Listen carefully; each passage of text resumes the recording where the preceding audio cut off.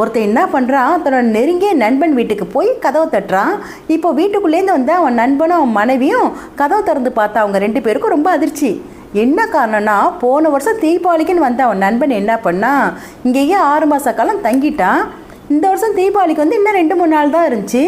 ஆகா, இந்த தடவை தீபாவளிக்குன்னு வந்தவன் இன்னும் இங்கே எத்தனை நாள் தங்க போகிறான்னு தெரியலேன்னு சொல்லிட்டு அவங்களுக்கு அதிர்ச்சியாக இருந்துச்சு. பிறகு என்ன பண்ணுறாங்க, அவனை வீட்டுக்குள்ளே கூப்பிட்டு சகஜமாக பேசிக்கிட்டு இருந்தாங்க. கொஞ்ச நேரத்துக்கு பிறகு கணவன் மனைவி 2 பேரும் யோசனை பண்ணி அவனை எப்படி வீட்டை விட்டு அனுப்புறது அப்படின்னு சொல்லி யோசனை பண்ணி ஒரு முடிவுக்கு வராங்க. அதுபடி என்ன முடிவு பண்ணாங்கன்னா, கணவன் மனைவி 2 பேரும் சண்டை போட்டுக்கிறது, சமைக்கிற உணவு வந்து ரொம்ப மோசமாக சமைக்கிறதுன்னு சொல்லிட்டு முடிவு பண்ணுறாங்க. இப்போ அதுபடி என்ன பண்ணுறாங்க, ஆரம்பிக்கிறாங்க சண்டையை. கணவன் மனைவி 2 பேரும் சண்டையை ஆரம்பிச்சுக்கிட்டு என்ன பண்ணுறா, மனைவி காப்பி கொண்டு வந்தவனுக்கு கொண்டு கொடுக்குறா. காப்பி எப்படி கொடுத்தானா, காப்பியில் உப்பு போட்டு கொண்டு கொடுக்குறா. பிறகு வந்து உணவு சமைக்கிறா. உணவு சமைச்சு இப்போ சாப்பாடு வைக்க போகிறா. சாப்பாடு அவன் நண்பனை கூப்பிட்டு இப்போ சாப்பாடு வைக்கிறா. சாப்பாடு எப்படி சமைச்சிருந்தானா, சாதம் எல்லாம் அரிசியாக இருந்துச்சு. காய்கறியெல்லாம் வேகாமையும் உப்பு காரம் அதிகமாகவும் சாப்பிட முடியாத அளவுக்கு மோசமாக இருந்துச்சு. சாப்பாடு எடுத்து வாயில் வச்சு அவன் நண்பனுக்கும் ரொம்ப அதிர்ச்சியாக இருந்துச்சு.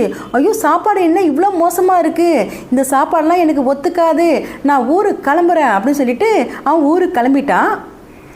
இதை பார்த்து இவங்க 2 பேருக்கும் ரொம்ப சந்தோஷம். அட, நம்ம நினச்சது கூட நடந்துருச்சே அப்படின்னு சொல்லிட்டு 2 பேரும் கணவன் மணி 2 பேரும் ரொம்ப சந்தோஷமாக இருந்தாங்க. இவங்க சந்தோஷம் ரொம்ப நேரம் நிலைக்கல. மறுநாள் காலையில் பொழுது கூட விடியல, கதவு தட்டுற சத்தம் கேட்டுச்சு. கணவன் மனைவி 2 பேரும் என்ன பண்ணுறாங்க, போய் கதவை திறக்கிறாங்க. கதவை திறந்து பார்த்தவங்களுக்கு ரொம்ப அதிர்ச்சி.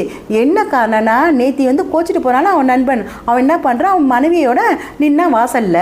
இப்போ அவன் சொல்கிறான் இவன்ட்ட, அதாவது உனக்கும் தங்கச்சிக்கும் அடிக்கடி சண்டை வந்துக்கிட்டே இருக்குது, அதனால தங்கச்சியால் சரியாக சமைக்க கூட முடியல, அதுக்காக தான் நான் ஊருக்கு போய் என்னோட மனைவியை கூட்டு வந்தேன், அவன் நல்லா சமைப்பா, நீ எதுக்கும் கவலைப்படாத அப்படின்னு சொன்னான் அவன் நண்பன்ட்ட.